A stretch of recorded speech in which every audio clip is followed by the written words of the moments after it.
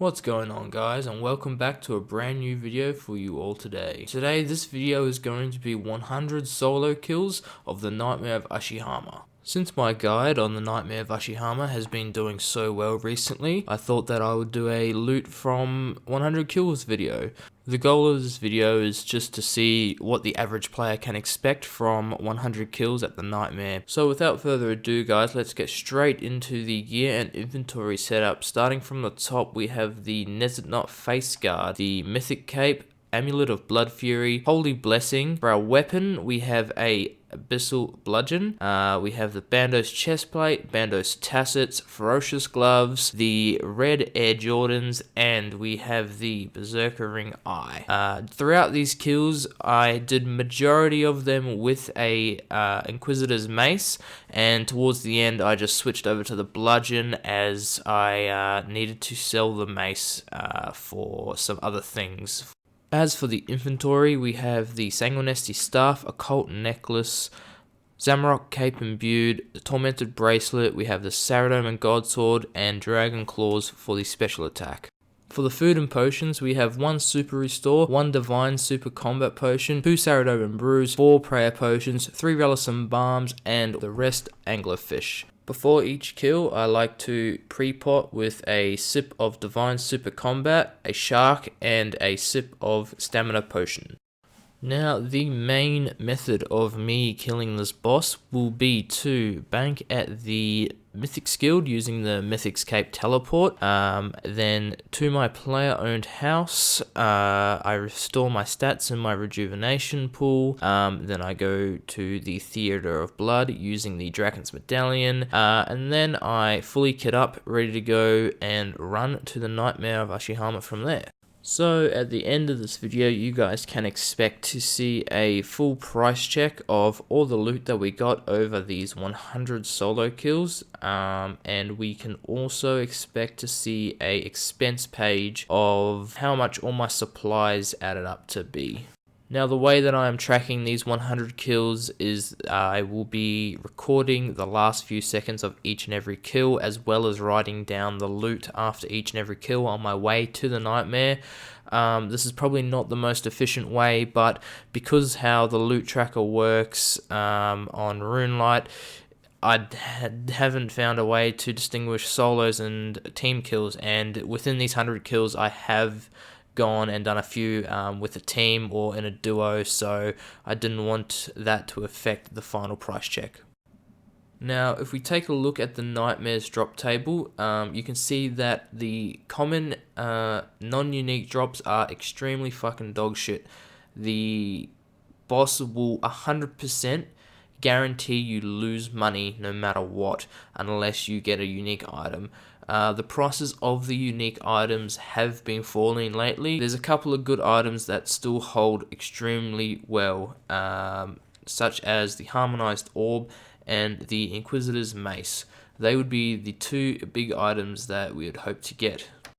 Take into account that the drop rate for the Mace and Armor table is 1 in 120, and the Orb table is a 1 in 600, so by rights, I shouldn't hit the drop table from 100 kills, but that's where RNG comes in, and maybe we can get lucky.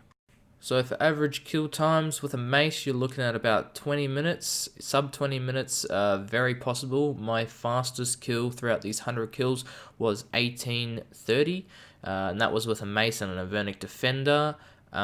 With a bludgeon, you're going to be looking at about 21 to 23 minute average kills. Do note that all these kills are, with the same gear that I showed. There was no kills where I went in max combat, as I cannot afford that. Sometimes you can get really good kills where P2 goes almost as quick as P1 and P3, and other times you can get really bad kills where the parasites seem to consecutively heal the nightmare for 75 and you seem to, not hit the parasite whatsoever. It takes about 5 attacks for you to kill it. So it's hard to get an exact time on these 100 kills, but I've just used the average for the mace and bludgeon to get the total time of 35 hours. So now for the big question I guess everyone is wondering, and that is, did I get a unique drop at the nightmare? Considering that the drop rate is 1 in 120 to roll on the mace and armor table, and a 1 in 600 chance to roll on the orb table, it is unlikely that within 100 kills I was to roll any table whatsoever. Obviously, if I was to roll the mace and armor table, the nightmare staff is the most common. But as you can see from this clip, I do in fact get a unique drop. I rolled the mace and armor table and I got a duplicate item, the Inquisitor's Hawbuck.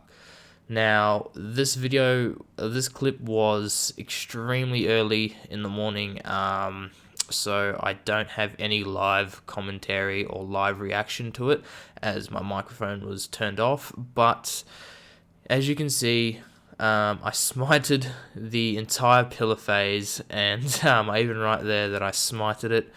But yeah, so that is our one and only unique drop from the nightmare. But thanks to this drop, I actually made money from these 100 kills. And here you see me selling the Inquisitor's Hawbuck on the GE. The price was dropping quite dramatically. That's why I sold it prior to the final loot tab. But 259 mil picked up. That is very nice. Now getting into the final price check of the video. This is all the loot from 100 kills, all the non-unique loot. We have quite a lot of nature runes, some prayer pots, some Sanfu serums, but the total price check of the non-unique items come out to 2.6 mil, which is absolutely fucking dog shit. This would have lost us a massive amount of money. And here we have the price check, including the money I got from the Inquisitor's Hawbuck. You can see that that's 262 mil, which is actually not dog shit. So this boss really requires you to have some good RNG and definitely get a unique drop to make money. As for my supplies, a large amount of this comes from the Blood Fury charges. I used about 35,000 charges, so you can see that I got 3 full blood shards and I added 3 mil, since that's about half of a single charge. I used 12,000 charges of my Sanguinesti staff, 100 super combats, 800 anglerfish, 200 prayer potions, 100 Saradoma brews, and 100 restores, coming out to a total of 31.5 mil. Some people can argue I could have saved a bit of money with not using the Blood Fury, but I personally thought that the Blood Fury made these kills a lot more bearable.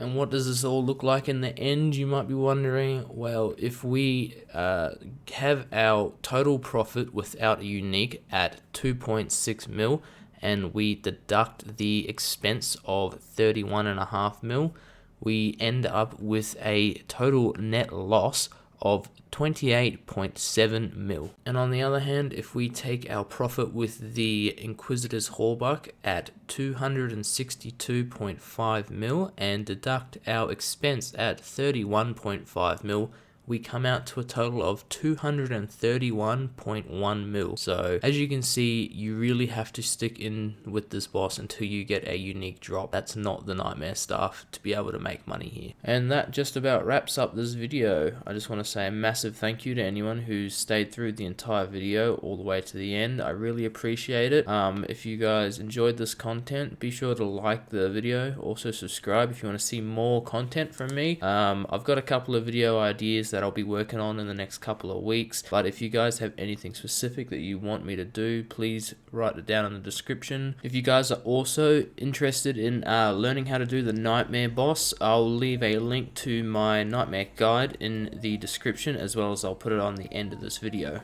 If you guys find anything that I could have done better in this video, please post it in the comments below as well. I'll pin it, and I'll try my best to make sure that the next video comes out better than this one. And with that said, thank you so much for watching, guys, and I'll see you all in the next video.